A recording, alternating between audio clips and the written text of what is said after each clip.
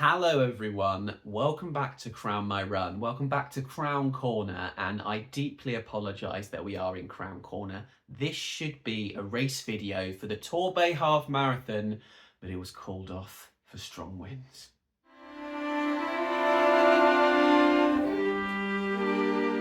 Luckily, as if I had a premonition beforehand, 5 weeks ago, on a whim, I signed up for the Chester Marathon just a week later.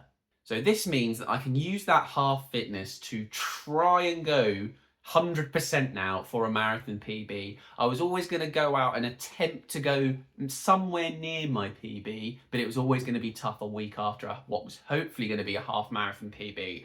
But now, with fresh legs, I'm going to give it a really good crack. And I'll go into the details of that shortly after a quick update on a few other things. If update videos are not for you, have a click up the top where I'll put one of my many videos of me and my brothers attempting to kill each other and me chatting shit over the top. But back to the update video. So, Torbay Half called off. I think I was in shape for around a 1:22 half marathon, which would be a 2.5 minute PB. And while this is frustrating, it does give me a good opportunity to try and PB in the marathon. Currently, I have a 3 hour and 11 minute marathon. If you take the standard half, multiply it by 2, add 10 to 20 minutes, you'd think I'd be in very good PB shape for the marathon, but I haven't done many long runs anywhere near 30+K. I've managed to put in a couple of decent long runs of 29K just to make sure that this marathon wasn't going to be a complete death session for me, but to actually go for a PB, the full 42K, is going to be tough. The long run I did manage that I'll put up here had lumps of 8 kilometers at 3 hour marathon pace, which was like my goal marathon pace. But am I in shape for that? I'm really not sure. I'm going to put a poll up on whether I should go for a sub 3, because there's a 3 hour pacer and there's a 3 hour 15 pacer. In this workout, I managed to do, I think I did a 4K at 4:15 per kilometre, a little break, and then 2 8Ks with a little break. So 20K of volume inside a 29K run at 3 hour pace. I just don't think that's quite enough. I needed to stack multiple ones at that distance with going to probably 35K 3 or 4 times, which is what I did in my last marathon where I did that 3 hour 11. But the speed I actually managed on that run was actually the quickest I've ever done in a marathon workout. I've always slipped into the 4:25s sort of at least by 10-15K of going for a good marathon effort workout. And I'm considering using these for the marathon. The ASICS Super Blast 2. I've been trying to get hold of these for so long. I've gone for this slightly colourful colourway here, but it's the only one that was in stock, and the hype is real, everyone. £200, a lot of money, but these are stable, super light. And honestly, I don't feel like I lose much speed compared to a super shoe with a carbon plate in these. These are unbelievable. I had my mate just try for the first time a 10K in them. He's already after another pair for himself. Really good. So I've got 2 options. 3 hour pacer. Do I just go with him, turn my watch off basically, and just switch off and attempt to get to the end? Because if I go through halfway, it shouldn't feel too bad, 1 hour 30 halfway. Obviously, you never know exactly how pace is going to go out. Sometimes they bag pace a bit early, and I wouldn't want to be doing anywhere near a 1:28 in the first half because I know I would die. I still think there's a very good chance of death if I go with the 3 hour pacer. Or the other option is I go with the 3:15 pacer. I mean, I wish there was a middle of the way pacer, but not to be. Go with the 3:15 pacer. I go through half in 1:37, which I should feel really strong, and then go for a 1:30 second halves for like a 3 hour 7 minutes. And then I know that I can finish the second half in 3 hour pace. And for my April marathon, that would fill me with a lot of confidence. And that second option, I just feel like has a lot more chance of happening. I still could blow up because I've not done the long runs, but it's a lot higher chance, I think, than rolling the dice and going for the 3 hour. But I'm going to put a poll up after this video comes out in the community section, and I will go with whatever my subscribers decide is the pathway to be. So do you choose death, or do you choose slightly slower death? Because 1:37.5 and a 1:30.5 still, that's picking up the speed massively, but it's got a higher chance of happening. My second conundrum is the shoe to pick. So This is the shoe, the Super Blast 2, that I did that really good long run in with that lovely 20k bank of marathon pace, sub-3 marathon pace, that felt really good. I felt very strong after that. I didn't need a day off the next day. I was then still running 10, 15k easy the next day. Felt good.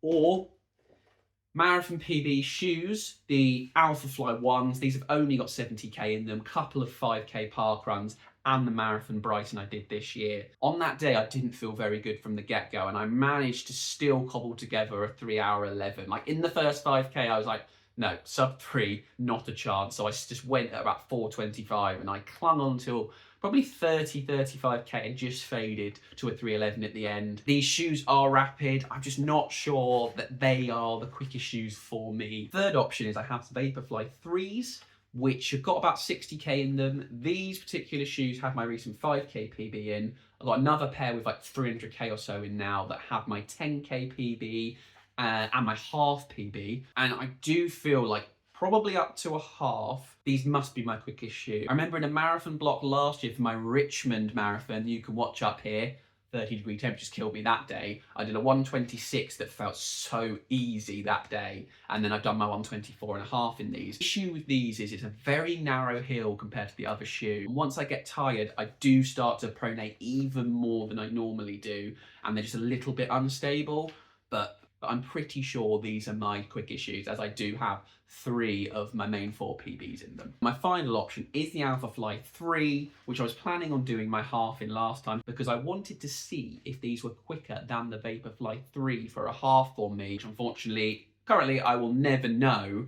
But these shoes, for the 10k I did in Altrincham, you can watch up there, a couple of weeks ago, well maybe a month or so ago, missed out by 4 seconds on a pretty hilly course where I hadn't tapered or anything, and these felt good at like 350, 355 per kilometre. So dropping the speed down, I was hopeful these were going to be good. These have a much wider base than the Vaporflies or the original Alphaflies. These are a lot more stable. Quite like these have the continuous slab of foam for the more smooth transition compared to the original ones, which do have the cutout in the middle. That it just feels a little bit more clunky.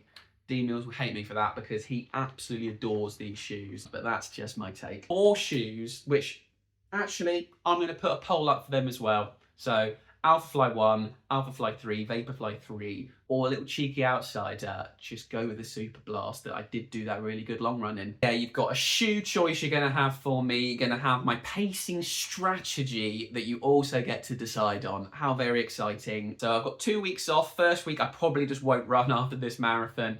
A few easy runs, and then on the Sunday after that, it's the Great South Run. I've got my name here, and I mean, if my legs have got anything in them, I'll be giving a crack at sub-hour, because it's a 10-mile race, which is about 3:45 per kilometre, and I think I've got a very outside chance of that, but it'll be a PB whatever, because I've never done a 10-mile race. And then I'll have literally the next week, it's the Beachy Head half. I might also be doing the Beachy Head 10k. I'm probably not going to run brilliant times at all these things because there's going to be a lot of fatigue in the legs, but it should be good content nonetheless. D Mills is getting back to running. I think he's done 2 runs in the last 3 days, so I'm hopeful he can get over all his niggles and start giving everyone some content soon, because it's tough just me, and W Mills, who knows what that boy's going to do. Another update, I bought a 4th camera. D Mills and W Mills, my brothers, have my other cameras I bought. So I bought another one for this weekend, which is a slightly upgraded one that has 4K rather than 2.7K. So the first half of the race will be in slightly better quality than you're used to, which is extremely exciting. So thank you for watching. I'm sorry it wasn't a normal video, but I just thought that I would update everyone on what's been going on. Chester Marathon this weekend. Remember, look at my community page in a couple of hours to decide what shoe I'll be wearing and what pacing strategy I'll be going for. The video should be out Tuesday. I've got Monday and Tuesday off work, so I'm hopeful I can get it out for Tuesday. Hopefully, the mighty D Mills will be fit enough to do something interesting at Parkrun the following Saturday, because I will not be. Thanks for watching, and I'll see you Tuesday, hopefully with a marathon PB.